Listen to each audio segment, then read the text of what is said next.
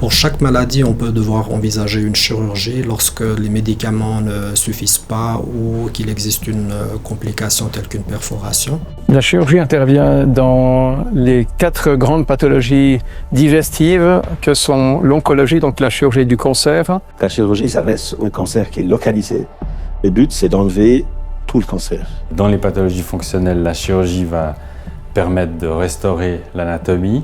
La chirurgie intervient dans les maladies inflammatoires à des stades où les traitements médicaux sont dépassés. À ce moment-là, la chirurgie doit intervenir pour réparer ou enlever un rétrécissement digestif. Ou dans la prise en charge pour la chirurgie dans le cadre de l'obésité.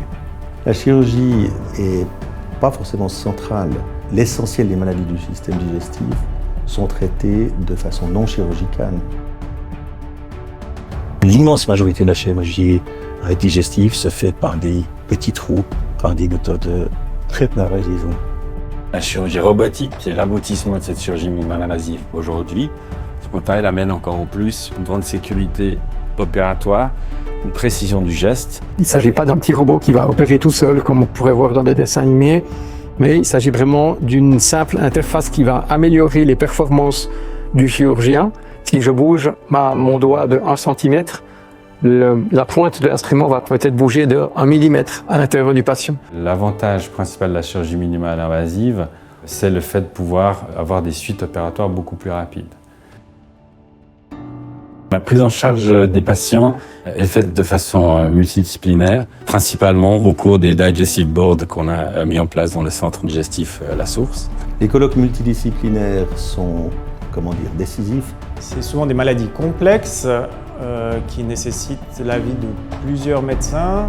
Le centre permet d'avoir tous ces spécialistes en même temps, autour d'une même table, de discuter des pathologies, d'échanger nos connaissances et puis de proposer des traitements à la pointe.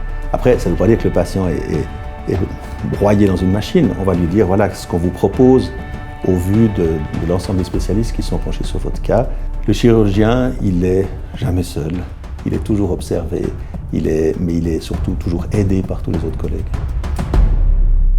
La Source, partenaire de votre santé tout au long de votre vie.